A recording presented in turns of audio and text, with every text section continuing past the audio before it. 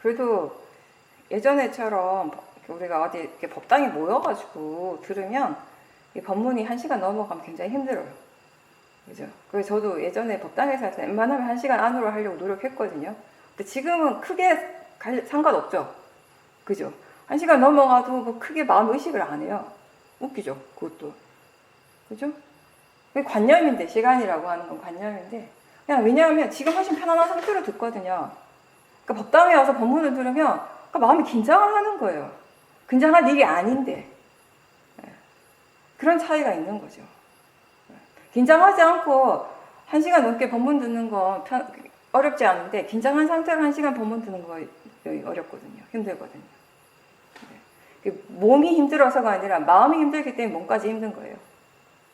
그런 것들을 알아차리라는 거죠. 그런 것들을 보라는 거죠. 왜 그런지, 뭐가 다른지, 그런 것들에 대해서 궁금해하라는 것이에요. 제가 항상 하는 얘기예요. 그러니까 궁금해야 되는데 왜 궁금해하지 않는가? 이게 다 분명히 궁금해야 되는데 아무도 궁금하게 생각을 안 해요. 본인이 분명히 모르는데 왜 안 궁금하지? 그런 거죠, 이제. 그래서 궁금해할 때 수행하는 마음의 힘이 굉장히 좋아지거든요. 그러니까 자꾸 이렇게 노력하라는 것이에요.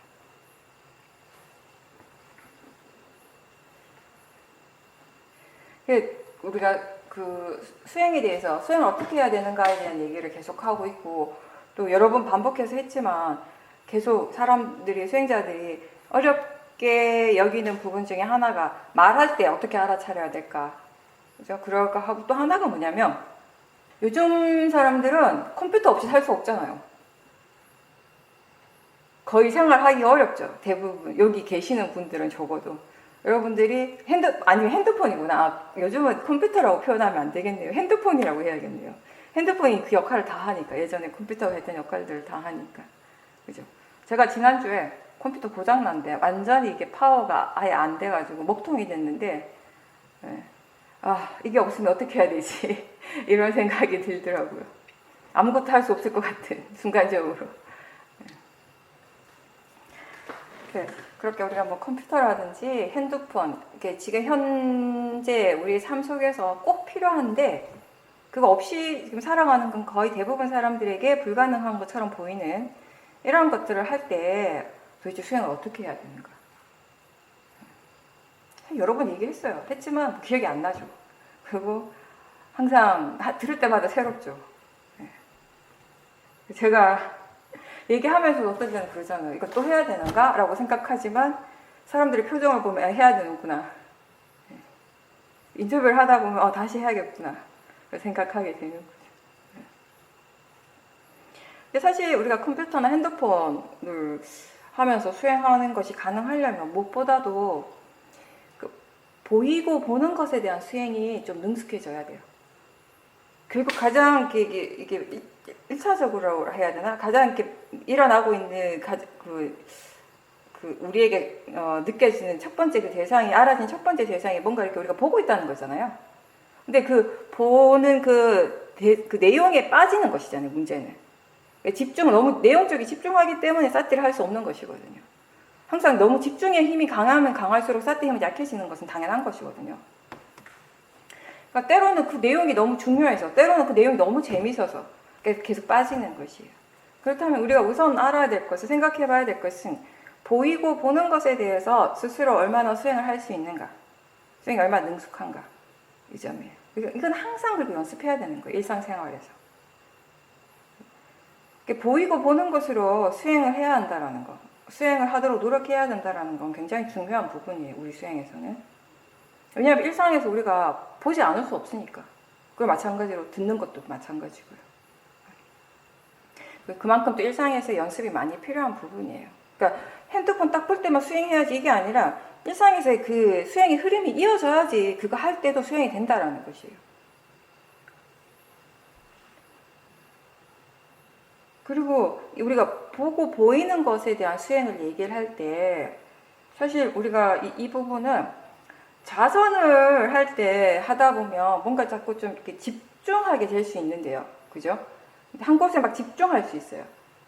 근데 일상에서는 대상들이 계속 바뀌고, 물론 관념적인 거긴 하지만 대상들이 계속 바뀌고, 그리고 그때 마음이 자꾸 막 이 대상 저 대상 쪽으로 이렇게 막 끌려가고 막 다가가려고 하는 뭔가 굉장히 어떤 다양한 스펙타클한 그런 느낌을 느끼게 되잖아요.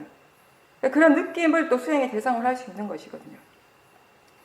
그러니까 관심을 두면 사실 우리가 재밌게 수행할 수 있는 부분이기도 해요. 그러니까 보고 보이는 것을 대상으로 수행을 많이 해야 된다라고 하는 건 그 말의 의미는요. 단순히 보는 것을 알아차리고 보이는 것을 알아차리면 하라 이 말이 아니에요. 왜냐하면 그 순간에 그것만 일어나는 것이 아니거든요. 절대로. 일단 무엇이 일어나는가 하면 마음이 대상을 향해 가요. 대상에 대한 집중이 일어나요. 대상을 향하는 마음이 일어나요. 대상에 대한 주의가 일어나요. 주의 기울이는 마음. 이런 것들 알아차림해야 되고요. 그래서 뭔가 보고 있고 보이고 있다는 걸 알아차리게 되고 그와 동시에 마음은 보이는 대상에 대해 생각을 하죠. 느낌은 항상 함께 일어나죠.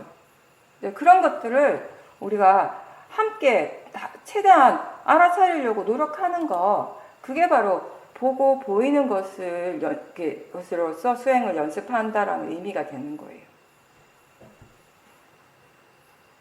그렇게 보는 것을 알면서 동시에 마음이 여러 가지 대상 쪽으로 기울어지고 때로는 대상 쪽으로 한순간에 훅 가버리고 대상에 붙어버리고 그러고 나서 다시 알아차리게 되고 또 거기에 따라서 느낌이 계속 변화하고 이런 것들을 알아차림 하다 보면 결국 마음이 수행을 열심히 하는 것이 되는 거죠. 그 자체가 수행이니까. 그리고 그게 곧 마음을 대상으로 수행을 하는 것입니다. 따로 우리가 굳이 마음을 봐야지라고 하지 않아도 이미 마음을 보고 있는 것이죠. 또 아까도 잠깐 얘기했지만 우리가 걸을 때 어떤 특정한 한 부분에 대한 알아차림보다 전체적인 알아차림 하는 것이 더 편안하고 좋다라고 자주 얘기를 했습니다. 그렇게 노력을 하다 보면 자연스럽게 이게 우리가 나라고 하는 그런 관념으로부터 좀 물러나게 되거든요. 걸을 때 우리가 전체적인 알아차림을 연습하기에 좋고 또 이게 우리가 이런 컴퓨터나 핸드폰을 할 때 적용을 시킬 수 있는 것이에요. 전체적인 알아차림, 무엇을 하고 있는가에 대한 전체적인 암, 그렇게 함으로써 대상에 빠지는 일이 좀 줄어들 수 있고요. 그리고 또 하나는 아는 마음, 수행하는 마음을 지켜보는 것이 어렵지 않은 사람이라면 그쪽에 관심을 두고 계속 지켜본다면 그게 가장 효과적인 방법이 되는 것이에요. 대상의 관념적인 의미에 빠지지 않을 거니까, 내용에 빠지지 않으니까. 그리고 또 하나 우리가 생각할 수 있는 거는 이런 부분이 있습니다. 뭔가 이렇게 집중하는 일이잖아요. 컴퓨터를 한다거나 핸드폰을 본다고 하는 거죠. 뭔가 집중하는 일인데 지금 법문을 듣는 것도 마찬가지예요. 이렇게 다른 일상의 다른 행위보다는 집중을 많이 하는 시간이에요. 이럴 때 마음이 이렇게 뭔가 집중하고 있을 때 집중하고 있다라는 그 자체를 알아차림하라는 거예요. 왜냐하면 집중하는 것이 마음이잖아요. 그걸 알아차림할 수 있다는 거죠. 그리고 또는 마음이 지금 알아차리고 있다는 것을 다시 알아차림하는 사띠. 뭐든 상관없습니다. 네, 우리가 이렇게 집중하는 그 자체를 다시 알아차림하는 것을 자꾸 연습하고 거기에 익숙해지면 이렇게 컴퓨터나 핸드폰 하면서 알아차림하는 것이 확실히 쉬워질 겁니다. 집에서 여러분들의 법문을 듣잖아요. 법문을 들을 때에도 어느 정도 집중을 하고 있거든요. 그 내용이 중요하다고 생각하기 때문에 집중을 하는 것인데 마음이 내용에 집중하려고 하는 것을 알아차릴 수 있어요. 그렇죠? 그렇게 하려고 하는 마음, 그쪽으로 이렇게 향해 가는 마음, 마음의 그런 방향성, 의도, 그리고 또 집중하고 있다라는 것을 또 알아차림할 수 있고 그렇게 알아차림하면서 듣는다면은 우리가 수행을 잘 하는 것이죠. 이런 여러 가지 노력을 통해서 우리가 마음이 집중을 할 때 집중하는 그 마음 그 자체를 알아차림하거나 또는 알아차리는 마음을 다시 알아차림함으로써 그 수행을 좀 더 발전시킬 수 있게 되는 것입니다. 뭐든 상관없어요. 그때그때 할 수 있는 것을 하시면 돼요.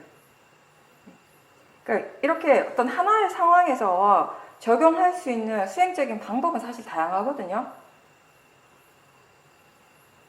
근데 그 수행하는 그 사람의 그 지혜가 얼마나 있는가에 따라서, 그 지혜의 깊이가 어느 정도인가에 따라서 누군가한테는 이게 지금 도저히 수행할 수 없는 조건이 되기도 하고, 또 누군가한테는 이런 여러 가지 수행 방법을 적용시키면서 마음의 힘을 키울 수 있는 또 좋은 기회가 되기도 하는 거죠. 그래서 지혜가 지혜의 힘을 키운다라는 것이, 지혜가 지혜의 조건이 된다는 것이에요. 근데 어쨌든 수행을 잘 하는 것도, 또 수행을 잘 못하는 것도 다 누구의 탓이 아니고요. 대상의 잘못도 아니고, 각자 마음의 조건에 따른 것입니다. 그래서 마음의 질을 좋게 한다고 하는 것은 결국 여러 가지 마음의 요소들이 일어나고 있잖아요. 근데 그 각각의 요소들의 힘이 좋아지는 것이고, 그 서로의 균형이 맞는 상태예요. 우리가 순간순간 체험하는 그 마음이라고 하는 것이 일단 딱 하나의 어떤 요소로만 독립된 것이 아니라 여러 가지 마음의 요소들이 함께 일어나고 있잖아요. 오온이 함께 일어나는 것처럼. 그리고 우리가 수행할 때 수행하는 마음도 어떻습니까? 우리는 그 수행하는 마음을 하나의 마음으로서 알아차리지만 사실 거기에 오력이 함께 있어요. 그 각각의 요소를 우리가 지켜보는 마음의 힘이 좀 다 따로따로 볼 수 있게 돼요. 오온도 그렇고 오력도 그렇고. 그죠? 각각의 그 힘이 좋아지면서 우리는 그 전체적인 하나의 마음의 작용, 그 마음의 상태가 좋다라고 그렇게 느끼게 되는 것이죠. 근데 그것이 어떻게 좋아졌는가를 알려면 그 각각의 마음의 요소들을 또 대상으로 볼 수 있어야겠죠. 그래서 우리가 수행하는 마음의 힘이 좋다라고 할 때 그건 꼭 뭐냐면 알아차림과 지혜의 힘이 좋은 것이고 오력의 힘이 좋은 것이래요. 그래서 그 수행하는 마음의 힘을 좋게 하기 위해서 우리는 그 오력의 각각의 요소들, 사티, 사마디, 노력, 신심, 지혜, 각각의 마음의 요소들을 대상으로 볼 수 있어야 되고, 그런 마음이 어떤 식으로 작용하는지도 알 수 있어야 되고요. 어떤 식으로 마음의 균형을 맞춰야 하는지에 대해서도 알아야 되는 거죠. 그 수행을 통해서 이제 그런 각각의 이제 마음의 요소들의 힘이 좋아지고, 결국 이제 그것은 우리에게 일어나는 그런 마음의 조건을 바꾸는 것이 되는 거예요.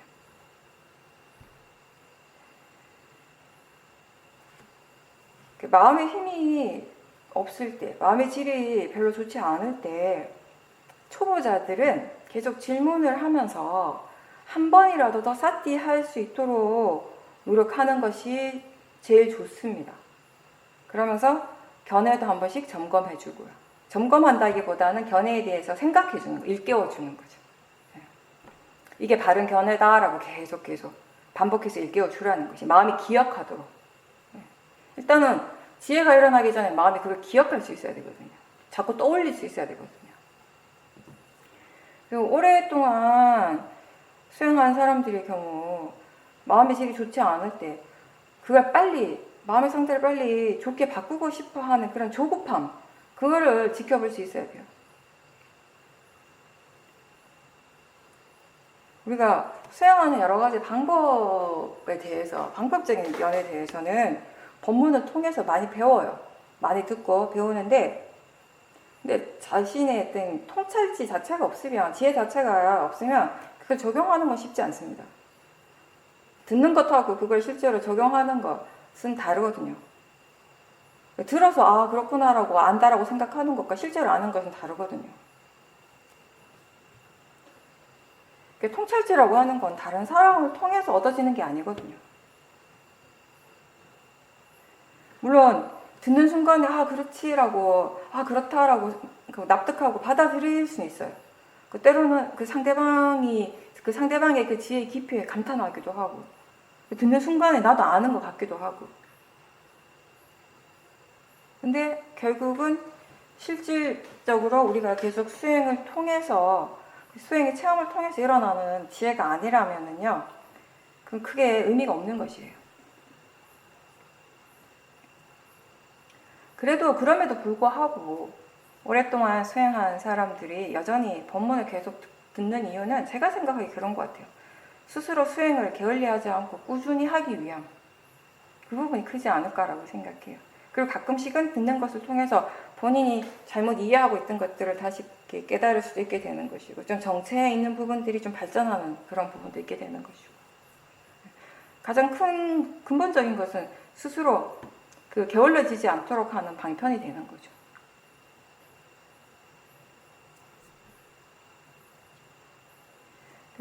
수행이 잘 안 되면 마음이 막 게을러진다거나 아니면 강한 번뇌가 막 일어나서 거기에 빠지거나 할 때 빨리 막 거기서 벗어나려고 막 하기보다는 그런 마음, 그러니까 우리가 수행이 잘 안 될 때, 그리고 그 기간이 길어질 때 여러 가지 방법을 선택할 수 있는데 그 중에 하나가 법문을 듣는 거잖아요.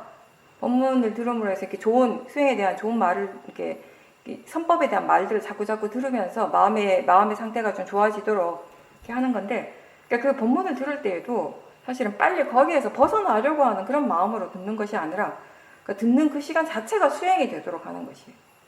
그러면서 마음이 조금 가라앉을 수 있는 기회가 되도록 하는 것이죠. 그러니까 어떻게 되고자 하는 마음이 아니라 그냥 듣는 것이에요, 사실. 이미 스스로 수행할 줄 아는 지혜가 어느 정도 있는 사람들한테, 있는 사람이 지금 마음의 질이 확 떨어졌고 그런 마음의 상태에서 빨리 벗어나고 싶다 해도 그걸 바로 벗어날 수 있는 어떤 지름길이 따로 있지는 않아요. 뭐 다른 사람의 말을 듣는다고 해서 갑자기 막 마음의 질이 바뀌지는 않거든요, 사실.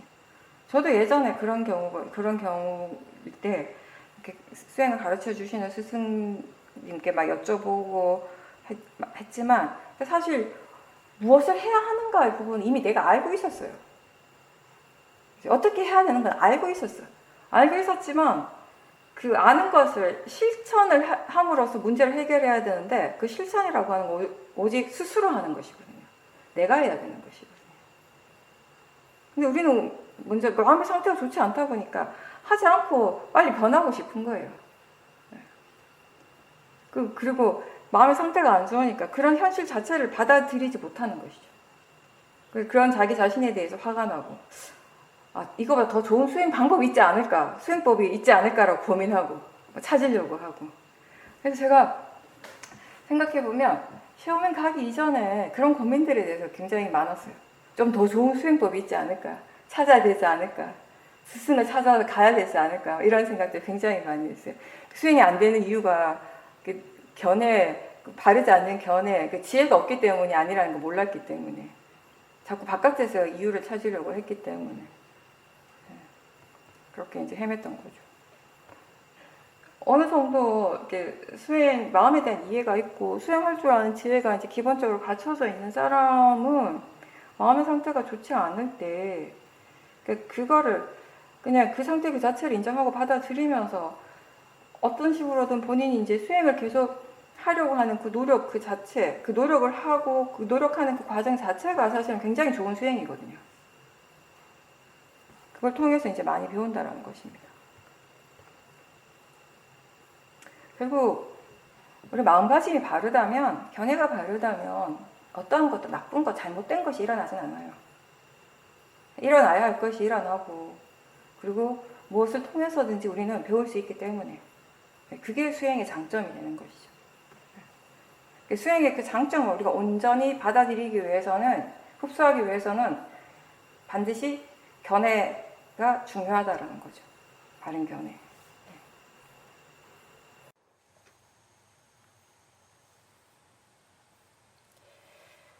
네, 본인의 수행 상태를 이렇게 계속 돌아보면서 수행을 하다 보니까 스스로 뭔가 이렇게 굉장히 예전과는 차이가 나는 부분, 많이 달라진 부분이 두 번째 화살을 맞지 않는다라는 그런 이제 생각을 하게 됐다고 하셨습니다. 그 이유는 어떤 일에 대해서든지 바르게 생각할 수 있게 되고, 그리고 이제 수행을 통해서 이제 바른 견해에 대한 그 믿음이 많이 생겼다라고, 그렇게 이제 알게 되었다라고 말씀하셨는데요. 그렇다라고 해서 이런 결과에 대해서 내가 수행을 잘한다라고 생각하기보다는 지속적으로 계속 수행을 하고 있고, 인터뷰 법문 계속하고, 또 도반들과 함께 그 법에 대해서 이야기하는 그런 시간들을 갖고, 이런 모든 것들이 종합적으로 잘 어우러져서 이런 결과가 생기는 것이라고 그렇게 이해하고 있고, 또 지금 이 시간에 깨어있는 것, 그것이 가장 가치 있음을 많이 이해하셨다라고 그렇게 말씀하셨습니다.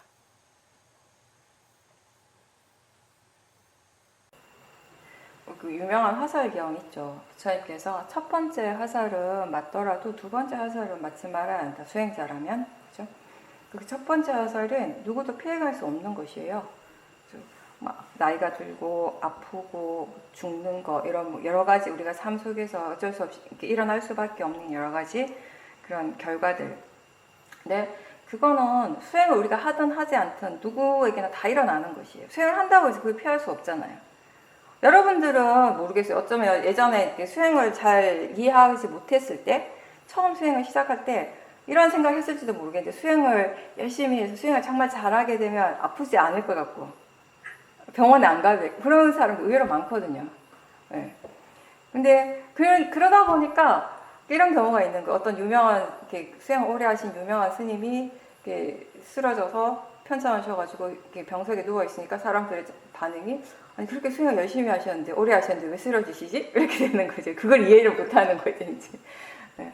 근데 우리가 이렇게 몸이 아프다라고 하는 것은 여러 가지 이유가 있을 수 있지만 가장 중요한 원인 중에 하나가 깜마거든요. 그렇죠? 업과 관련되는 부분이 있죠. 그거는 내가 지금 수행을 열심히 한다 해도 과거에 이미 지어놓은 업의 결과는 피할 수가 없는 것이에요. 깨달은 사람이라 하더라도. 그죠?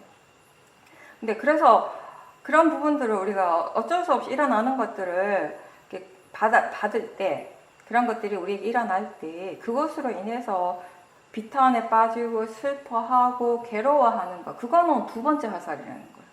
그러니까 보통의 사람들은 그 두 번째 화살을 누구나 다 맞아요. 그 사람들이 정말 힘든 거, 사람들이 정말 힘들다라고 하는 거 어쩌면 첫 번째 화살 때문이 아니라 두 번째 화살 때문일 확률이 더 많죠. 근데 이게 수행자라면은 그 두 번째 화살을 맞지 말라고 말씀하시는 거예요. 근데 그 두 번째 화살을 내가 안 맞겠다고 해서 안 맞는 건 아니에요. 안 맞을 수 있는 그런 조건이 되어져야 되는 거죠. 거기서 가장 중요한 것이 바로 부처님 말씀하신 것처럼 바른 견해겠죠. 바르게 생각했기 때문에 두 번째 화살을 맞지 않는 것 같다라고 얘기하셨는데 바른 생각은 어디에서부터 일어납니까? 견해가 바르기 때문에 생각을 바르게 할 수 있는 것이에요. 그 견해와 생각은 항상 그렇게 연결되어 있는 것이거든요. 뭐가 일어나더라도 그걸 잘못된 것이다. 왜 나한테 이런 일이 일어나지? 왜 난 항상 이런 걸 해야 되지? 이런 생각이 아니라 그냥 이게 자연적 이치로서 일어나고 있다는 거 아는 거예요. 그 느낌을 그냥 단지 느낌으로서 이렇게 받아들이려고 노력하고 대상으로서 알아차리려고 노력하는 것이에요. 어떤 상황이든지 일어날 수 있고 그리고 그 상황에 대해서 반응하는 마음도 다양하게 일어날 수 있지만 일어나는 건 어쩔 수 없지만 그것에 대해서 어떤 견해를 가지는 거, 어떤 마음가짐으로 그걸 알아차림하는가에 따라서 우리가 두 번째 화살을 맞을 수도 있고 안 맞을 수도 있다라는 것을 이제 그동안 수행을 하면서 스스로 이제 많이 깨닫고 이해를 하신 거죠. 바른 견해가 있어야 되고 그리고 지혜가 있어야지 두 번째 화살을 맞지 않겠죠. 지금 일어나는 것이 그냥 대상이고 자연적 이치라는 것을 알아야 될 것이고 그리고 몸이 아플 때 그게 그냥 단지 느낌이라는 것을 우리가 이해할 수 있을 때 그 느끼는 성질에 대해서 이해가 있을 때 그리고 그러한 그 느낌에 대해서 마음이 어떤 식으로 반응하는가에 따라서 그 느낌과 일어나는 마음의 관계에 대해서 우리가 이해하는 원인 결과에 대한 이해가 있을 때 두 번째 화살은 피해갈 수 있는 거예요. 안 맞을 수 있게 되는 것이죠. 네. 그리고 이제 또 중요한 거는 부사님 말씀하신 것처럼 요즘 수행이 이렇게 잘 되고 있어요. 수행이 잘 된다라고 하는 건 내가 잘하는 것이 아니라는 거죠. 그렇죠? 사티, 사마디, 지혜의 힘이 좋은 것이에요. 그런 마음의 힘이 왜 좋은가 하면 내가 좋게 할 수 있는 것이 아니라 그 각각의 마음에 그 각각의 조건에 따라서 이제 좋아진 것이죠. 그러면 이제 우리가 수행을 한다라고 하는 건 수행 자체에 대한 이해, 그러니까 일어나는 대상에 대한 이해도 할 수 있지만 수행하는 마음에 대한 이해도 필요해요. 이 수행하는 마음에 대한 이해라고 하는 것은 어떤 마음으로 알아차림하는가, 견해가 어떤가, 지금 어느 정도의 노력을 기울이고 있는가, 어느 정도 힘을 주고 있는가, 지금 이 정도의 에너지를 사용하는 것이 적절한가 적절하지 않는가 이런 모든 이해들을 다 포함하는 것이거든요. 그런 것들에 대해서 제가 아까 이렇게 본문에도 잠깐 얘기했지만 어떤 하나의 마음의 작용이 일어나는 것처럼 보이지만 사실은 그게 독립된 딱 하나의 마음이 아니라 그 안을 우리가 그걸 또 대상으로 지켜볼 때 거기 안에 일어나는 여러 가지 또 서로 다른 마음의 작용들, 마음의 요소들을 또 보게 된다는 것이에요. 마음이란 건 그렇게 일어나는 것이거든요. 그래서 그 각각의 마음의 요소들을 대상으로 지켜보고 그것의 원인과 결과로서 아 지금 이런 마음의 상태가 되었구나를 이해하게 될 때 거기에 어디에도 이게 나라고 하는 생각이 들어가지 않는 거예요. 내가 잘했구나라는 생각을 자연스럽게 마음이 하지 않는 거예요. 그러니까 이러이러한 마음의 요소들, 이러이러한 마음의 조건에 의해서 지금 이런 마음의 상태구나를 그렇게 마음이 생각하고 그렇게 알게 되는 것이지. 굳이 거기에 대해서 우리가 아 이건 마음일 뿐이야, 이건 내가 아니야라고 그 막 일깨워줄 필요가 없는 거죠. 마음이 이미 이해하고 있기 때문에.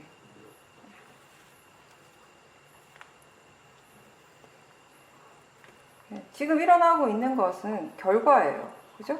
그 결과는 이제 그 과거의 어떤 여러 가지 조건에 의해서 일어나는 것이고 또 그 결과임과 동시에 아직 오지 않는 미래에 대한 또 새로운 조건이 되는 것이 지금 현재이고.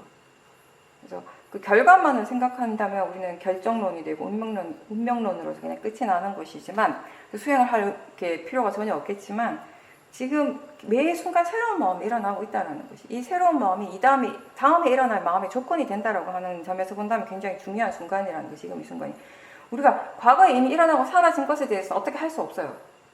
거기 삿대를 둘 수 없잖아. 이미 사라진 마음에 어떻게 삿대를 둬요. 그죠? 그냥 기억할 수 있는 것이지. 기억하는 그 마음 자체에다 삿대를 두는 것이지. 과거에 일어났던 그 마음 자체에 대한 삿대는 절대 둘 수가 없는 것이에요. 그리고 아직 일어나지 않는 마음에 대해서 어떻게 삿대를 두겠습니까? 이렇게 일어날 거야 라고 예측할 수 있지. 그 또한 생각일 뿐인 것이죠. 생각하는 마음을 알아차리는 것이고 그게 현재이지 저는 알 수 없고 그게 일어나야지 아는 것이고 그게 일어날 때는 이미 미래는 미래가 아니라 현재가 되는 것이에요. 오직 우리는 현재에 알아차림을 하게 되는 것이거든요.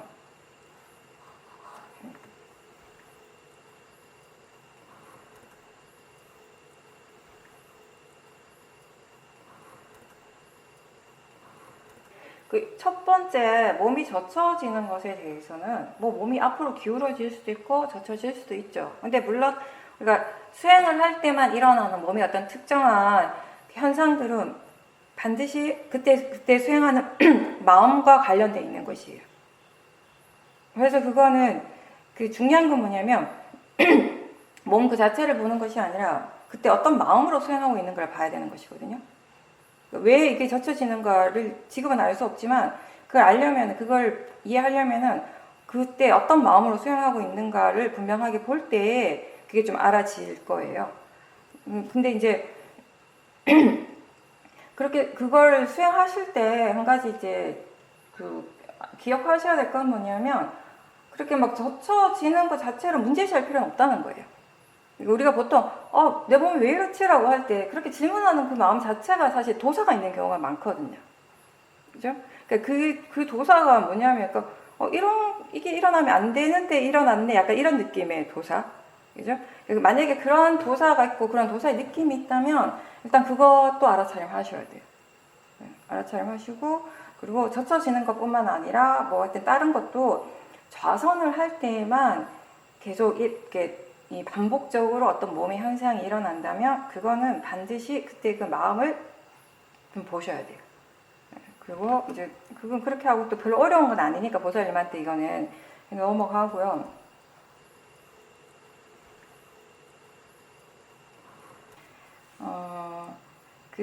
제가 말한 전체적인 사티라고 하는 것은 뭐냐면은 어떤 기본적으로 사티의 힘이 좋은 사람들 그리고 마음이 자연스럽게 마음을 대상으로 하거나 그 알아차림을 대상으로 할 수 있다면 그렇게 하시면 돼요.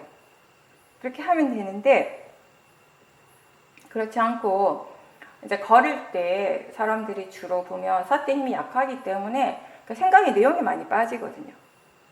아니면은 이제 수행을 하려고는 하는데 그러다 보니까 그 수행하려고 하는 노력이 어떤 하나의 대상에 집중하는 경우가 있단 말이에요. 특히 이제 윗바사나 하는 사람들은 걸을 때 발의 느낌적인 집중을 많이 하잖아요. 그죠?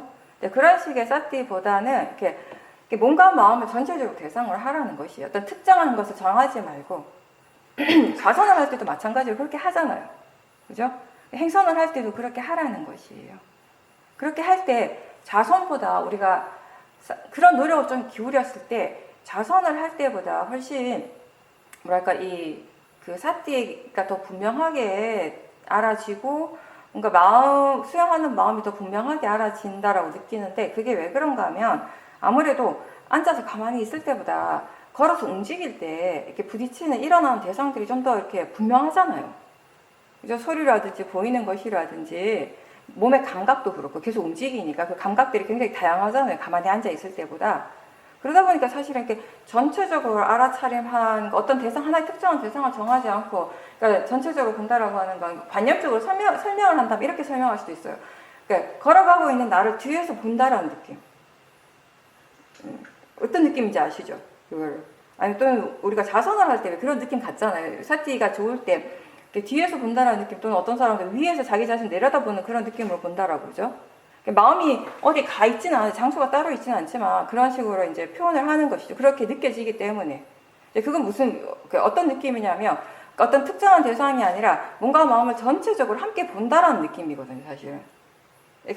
걸을 때도 그렇게 하라고, 그런 노력을 하라는 것이에요. 그렇지 않으면 자꾸 이제 하나의 대상에 집중하거나 특히 생각이 내용에 빠질 수가 있기 때문에. 근데 만약에 보사님께서 지금 걸을 때 마음을 보는 것이 자연스럽게 잘 된다면, 내가 특별하게 노력하지 않아도 그냥 그 사띠가 되어진다면 뭐 일부러 전체적인 사띠를 해야지라고 생각하실 필요는 없어요. 네. 그렇게 하시면 되는 겁니다. 근데 한 가지 보사님 아까 말씀하실 때 제가 이렇게 좀 이해가 안 되는 건 뭐냐면, 걸으면서 많은 대상들을 알잖아요. 그래서 보사님 뭐 사람을 인식하고 뭐 색을 인식하고 그런 것, 그 사람을 보고 있다라고 알고 뭐 어떤 색깔이라고 안다고 하셨는데, 사실 그거 자체는 관념이죠. 그죠? 마음이 그렇게 아는 건 당연해요. 누가 지나가면 누가 지나가는 건 남자가 지나가네, 여자가 지나가네라고 알죠, 당연히. 그죠? 알고 뭐 이렇게 산을 가다가 저기 비둘기가 울면 비둘기가 우는구나라고 마음이 생각을 해요. 이런 것들을 알기 위해서 내가 어떤 따로 노력을 기울여 줄 필요는 전혀 없습니다. 그러니까 마음이 원래 그렇게 관념적인 그런 대상들은 너무나 자연스럽게 알아요. 그걸 알기 위해서 내가 더 노력할 필요는 전혀 없는 거예요. 그럼 수행자의 노력은 어디로 기울어져야 한다고 하면 항상 얘기하듯이 그런 관념적인 대상 쪽이 아니라 실제 하는 것이에요.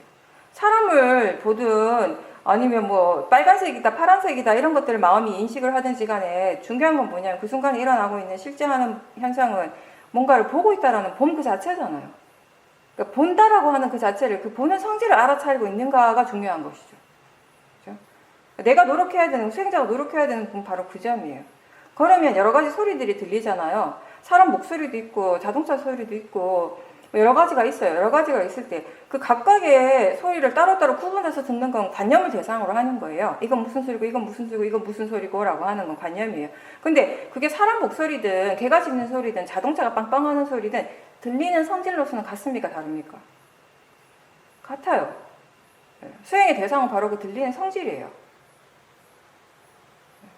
그렇게 마음이 그쪽에 관심을 두고 그렇게 사띠하고 있는가, 아니면 관념 쪽에 너무 치우쳐져 있는가. 왜냐하면 관념에 너무 치우쳐져 있으면요, 처음에 걸을 때 처음에는 어느 정도 수행을 하는 것 같지만 어느 순간이 되어버리면 본인도 모르는 사이에 사띠가 없어요. 근데 사띠가 없다는 것 자체는 몰라요.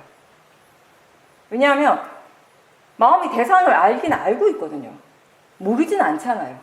알긴 아는데 100% 관념만 알고 있잖아요. 그러다 보면은 이게 뭔가를 알고 있기 때문에 본인 스스로는 지금 수행하고 있다고 착각할 때가 많다고요. 근데 우리가 수행이다라고, 윗바사나 수행을 하고 있다라고 하는 거는 항상 뭐냐면 바른 견해가 함께 있고, 그리고 실제 하는 대상, 빠라마타를 대상으로 하는가. 그 두 가지가 중요한 부분이거든요. 네. 걸을 때 특히 우리가 사실 수행하기에 참 좋은데, 좀 전에 얘기한 것처럼 여러 가지 대상들이 뭔가 좀 더 자극적으로 다가오기 때문에 적어도 걸으면서 졸지는 않잖아요. 자선을 할 때는 졸 때가 많지만 사람들이 걸을 땐 졸지 않잖아요. 그러니까 걸으면서 우리가 수행하기 좋거든요. 좋은데 이 점을 굉장히 유의를 해야 되는 거예요. 그러니까 여러 가지 대상이 되게 많다라고 생각을 하게 돼요. 걸을 때. 그죠? 한번 잘 비교를 한번 해보세요. 여러분이 집에서나 집 방 안에서 나 혼자 자선을 하거나 아니면 법당에서 혼자서 자선을 할 때 하고 번화한 시내에 나가서 막 걷고 있어요. 걸을 때 마음이 어떻게 생각하겠어요? 조용한 곳에서 혼자 자선할 때보다 시내에서 걸을 때 대상들이 훨씬 더 많다라고 느끼지 않을까요? 당연히 그렇겠죠.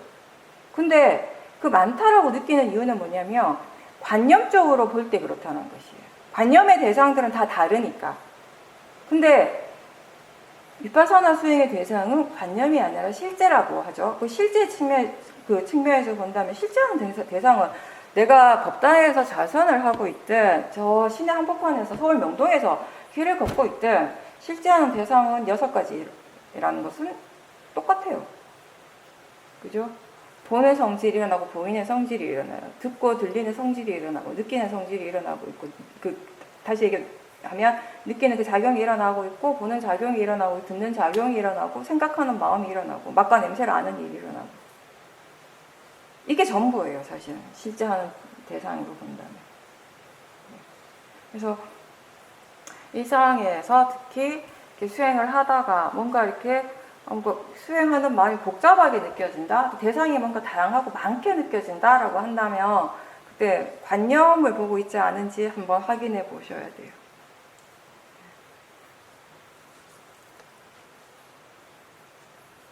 그러니까 이런 거죠. 그러니까 관념과 실제는 항상 함께 일어나죠. 그래서 관념적 작용과 실제하는 작용이 항상 함께 일어나고 어떤 것이 더 좋은 더 좋은 것이고 나쁜 작용이 따로는 없어요. 그냥 일어나야 할 것이에요. 법이 원래 그렇게 일어나요. 그죠? 우리가 생각하는 마음이 일어나기 때문에 그 생각의 내용을 알 수 있게 돼요. 그죠? 듣는 작용이 일어나기 때문에 지금 이게 들리는 게 어떤 소리라는 것을 알 수 있게 되는 거죠. 그죠? 근데 그 실제와 관념은 항상 함께 일어나는 것이에요. 그래서 이 관념의 내용에 빠진다면은 그게 바르지 않는 수행이지만 보살님이 지금 얘기한 거는 어떤 측면이냐면 그러니까 관념적인 작용 그 자체를 다시 대상으로 봤다라는 것이잖아요. 그거는 다시 실제를 대상으로 하는 것이죠. 그렇게 하셨다면 바르게 하신 거예요. 그렇게 하는 것을 통해서 우리가 관념과 실제의 분명한 차이에 대한 이해를 할 수 있게 되는 것이거든요.